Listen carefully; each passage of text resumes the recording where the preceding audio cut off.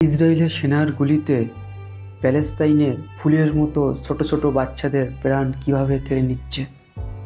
এক press media আল জাজিরার তিনি প্যালেস্তাইনে দেখলেন এক বাচ্চাকে কিভাবে ইসরায়েল সেনারা মারল। এই দুঃখ প্রকাশ তিনি করতে পারছেন না, তিনি নিতে পারছেন না। আর কতদিন এই নিরীহ মানুষদের জীবনগুলো যাবে? তাদের অপরাধগুলো কি? তাদের অপরাধ এটি, তারা ফিলিস্তিনের জন্ম। সব কিছুদের মধ্যে যেন পশ্চিমা বিশ্বের একটা স্বার্থ লুকিয়ে আছে, এছাড়া আরব বিশ্বেরও একটি স্বার্থ লুকিয়ে আছে। এত কিছু হওয়ার পরেও ইউএই মানে সংযুক্ত আরব আমিরাত ইসরায়েলের সঙ্গে ব্যবসা বাণিজ্যিক ক্ষেত্র আরও উচ্চ পর্যায়ে নিয়ে যাচ্ছেন।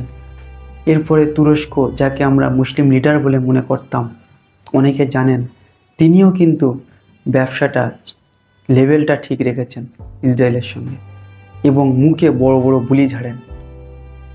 তাহলে কি ফিলিস্তিনের পাশে আমরা এই সমস্ত ব্যক্তি দেখতে পাবো না, যারা সাপোর্ট করলে হয়তো খুব তাড়াতাড়ি স্বাধীনতার দিকে এগিয়ে যাবে? এদের মতো কারোর লাগতো না যদি থাকতো কাসেম সুলেমানি। তিনি আজ নেই। এমন মহান লিডার মধ্যপ্রাচ্যে আসবে বলে আমার তো মনে হয় না। তো এবং ইনি যদি আজ বেঁচে থাকতেন, অবস্থা ফিলিস্তিনিদের দেখতে হয়তো হতো না। ইরানের সর্বোচ্চ নেতা আয়াতুল্লাহ তিনি সাধারণত মিডিয়ার সামনে আসেন না।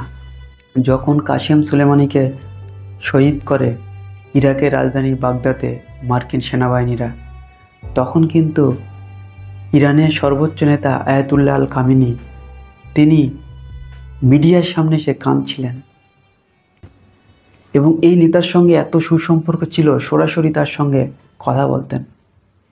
ইরানের একটা প্রেক্ষাপট আলাদা, যে সর্বোচ্চ নেতার সঙ্গে কথা বলতে গেলে বেশ কাঠখড় পোড়াতে হয়, কিন্তু কাসেম সুলেমানির জন্য সহজ ছিল। তার কারণ হচ্ছে কাসেম সুলেমানি সব কিছু জানতেন এবং তার মেধার যে পরিচয় দিয়ে গেছেন এটি।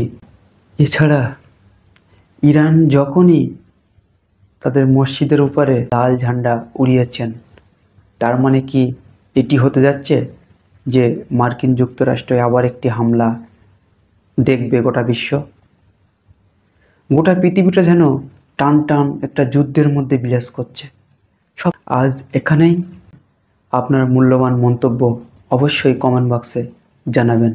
প্রতিদিন রাত 9:05 এই ভিডিও আসবে সময় সুজন ইউটিউব চ্যানেল এবং ফেসবুক পেজ।